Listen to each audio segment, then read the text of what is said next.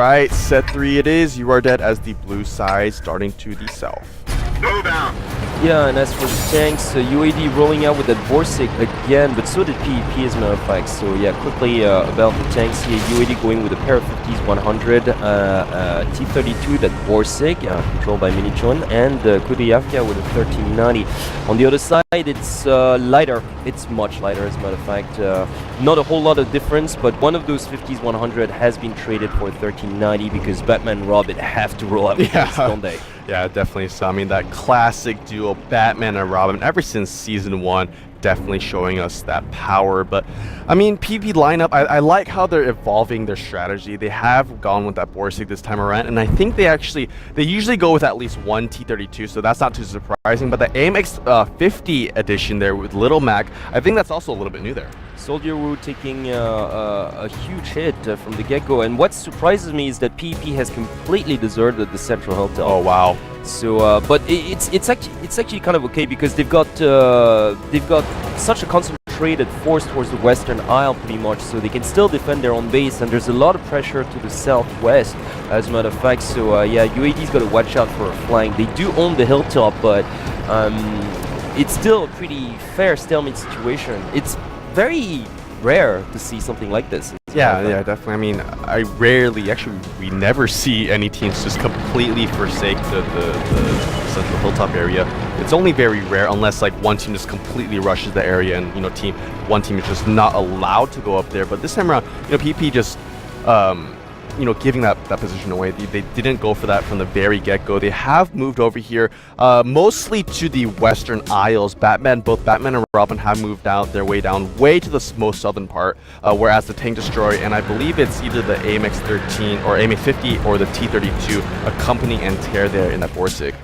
Yes, indeed, and Batman and Robin just still a permanent threat to the rear of the UAD forces, matter of fact. So yeah, the tactic has remained the same. It's just that this time around, I think they heard you, man.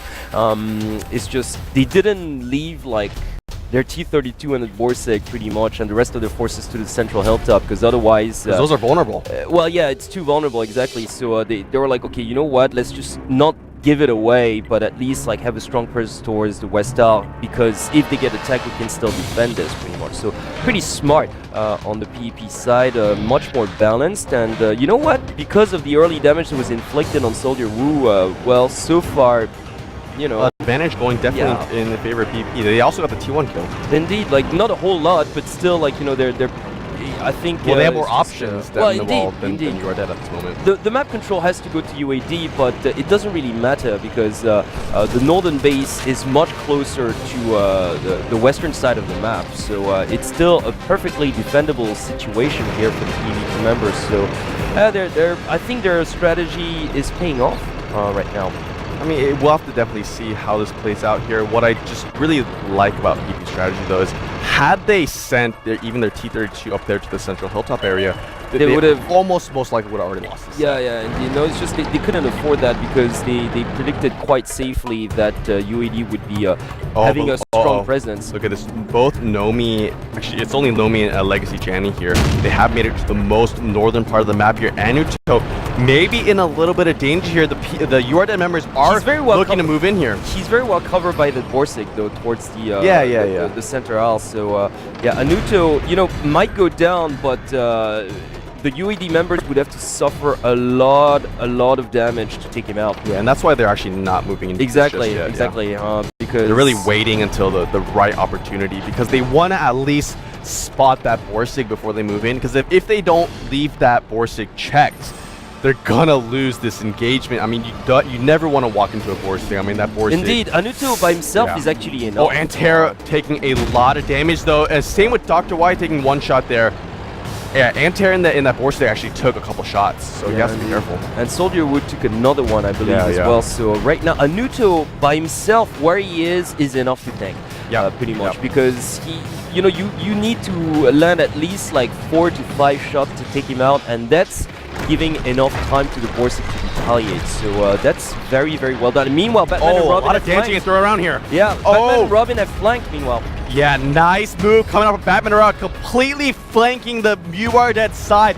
God Cow 1 and Soldier Wu falling to that duo of Batman and Robin. See, the surrounding maneuver This- came oh, from the man. south. I was kind of expecting this Yeah, though, yeah. and a much more balanced sort of strategy loving this, here. man. So do I.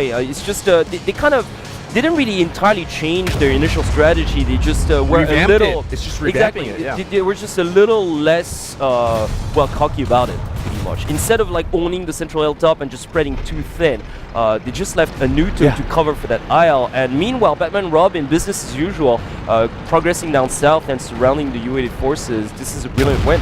Yeah, honestly, PvP Super Friends dissected their own strategy, realized that their only weakness, I guess, in this particular strategy is that central hilltop, because Yeah, every indeed. single time they send Batman and Robin over there to the west, a lot of these good teams now know how to counter that. They just send one tank to the west to guard that push, and then have all the other tanks in the center of the hilltop waiting for that kind of bullying strategy to execute there. But PvP Super Friends revamping this strategy, completely paying off for them, and now they have the 2-to-1 advantage. Honestly, it was just a matter of balance. Really, it's just by the time Just tweaking. exactly, because if you squat the central hilltop from the north and then you still spread out to the south, it takes too much time actually. And then the central hilltop, if there's a strong, massive push, because the area is relatively flat, you can't run away. Whereas that west tower, there's like this massive slope.